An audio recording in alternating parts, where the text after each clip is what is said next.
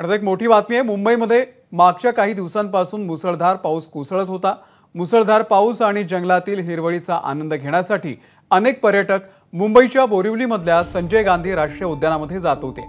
याच पार्श्वभूमीवर पर्यटकांनी नदी नाल्याच्या पाण्यामध्ये उतरू नये यासाठी नॅशनल पार्क परिसरामध्ये सूचना फलक देखील लावलेले आहेत। आढावा घेतलेला आहे आमचे प्रतिनिधी सत्यम सिंग यांनी। मुंबईसह पश्चिम उपनगरात मागील काही दिवसांपासून जोरदार पाऊस सुरू आहे। या जोरदार पावसामुळे बोरिवली पूर्वेत संजय गांधी राष्ट्रीय उद्यानमध्ये असलेली नदीची आहे पाणी पातळीमध्ये मोठी वाढ झाली आहे। या नदीमध्ये पाणी पातळीची मोठी वाढ झाल्यामुळे पर्यटकांसाठी आहे संजय गांधी राष्ट्रीय उद्यान प्रशासनाकडून सूचना फलक लावण्यात आला आहे। नदीच्या आजूबाजूमध्ये मोठ्या संख्येमध्ये अशा फलक आहे जे सूचना लावण्यात आला आहे। खरं तर ही नदी जी आहे ती या नदीच्या पाणी पातळीमध्ये वाढ झाली आहे आणि अतिशय तीव्र वेगाने हा फ्लो आहे जो नदीची ती वाहत असते आणि यामध्ये खोल असल्यामुळे पर्यटक जर खाली उतरले तर ते बुडून जाण्याची शक्यता आहे। त्यामुळे त्यांनी खाली उतरू नये त्यासाठी मोठ्या संख्येमध्ये या ठिकाणी बॅनरबाजी करण्यात आली। खरं तर आपण पाहिलं 5 ते 6 दिवसापूर्वी नदीच्या या ठिकाणी नॅशनल पार्क मध्ये तुमनीपाडा परिसरात आहेत पाणी पातळीमध्ये मोठी वाढ झाली होती। 100 ते 150 पर्यटक अडकले होते।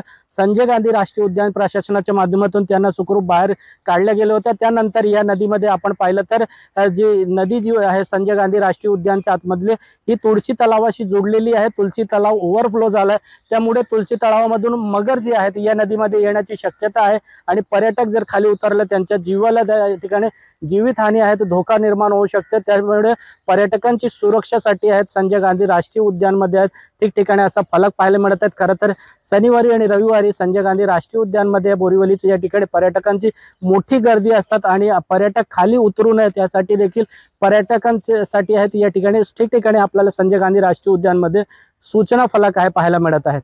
कॅमेरामॅन मोहनचा सत्यम सिंग, एबीपी माझा, मुंबई। एबीपी माझा, उघडा डोळे बघा नीट।